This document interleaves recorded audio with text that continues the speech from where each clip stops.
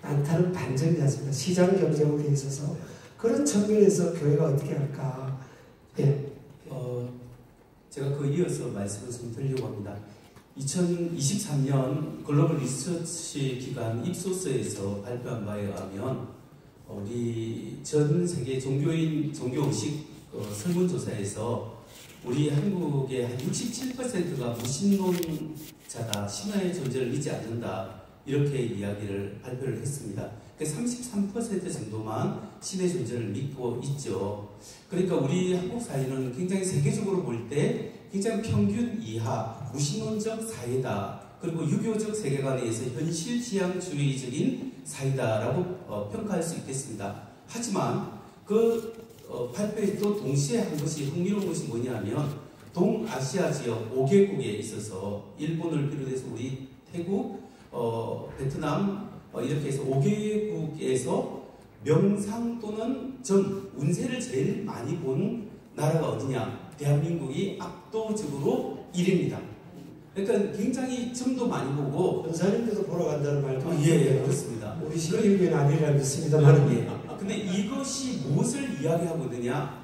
저는 영적인 갈급함이 있다. 미래에 대한 불안감이 있지 않습니까? 그 영적인 갈급함이고 우리나라는 그 반면에 종교성에 대한 갈급함이 훨씬 더 많은 나라이다 라고 평가할 수 있죠. 그러니까 우리가 무신론이기 때문에 굉장히 부정적일 수 있지만 영적 갈급함이 있기 때문에 여기에 전도하고 복음을 전할 수 있는 굉장히 좋은 또 긍정적인 면이 있다 또 하나의 기회가 생각합니다. 그런데 지난 올해입니다. 2025년 4월 달에 목회데이터 연구소하고 예장합동종회연구소에서 발표한 데이터에 의하면 교회를 떠난 500명의 사람들, 교회를 떠난 청년들과 교회를 떠나려고 이탈하려고 하는 청년들을 설문조사를 했는데 이 보고에 의하면 제 신앙 문제에 있어서 제일 첫 번째, 두 번째가 뭐냐면 종교에 대한 회의감이었습니다. 교회를 떠난 사람들.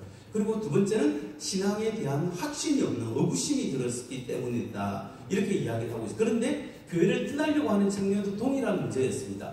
종교에 대한 의구심, 신앙에 대한 확신이 없는 신앙, 그리고 구원에 대한 의심, 이런 거에 대해서, 그리고 교회에서 확실한 신앙에 대한 이유를 제공받지 못했다라는 것이 공통된 이야기였습니다. 이것을 통해서 우리가 반성해 볼 게 뭐냐면 교회에 와서 우리가 신앙생활할 때 성령 세례를 받고 성령 충만해서 성령으로 말미암아 깨어지는 하나님을 체험하게 만들든지, 아니면 우리가 믿는 바에 대한 what I believe, 내가 무엇을 믿는가, why I believe, 내가 왜 이것을 믿고 있는가, 정말 하나님이 계시고 예수만이 길이요 진리요 생명이고 내가 예수님의 제자로서 살아간다는 여기에 대한 확실한 종교적 이유들을 심어주는데 실패했기 때문에 우리가 지금 이런 현상이 왔지 않는가라는 반성이 되는 거죠. 그러니까 우리가 기독교 교육에 대한, 어린이로부터 작년 교육에 대한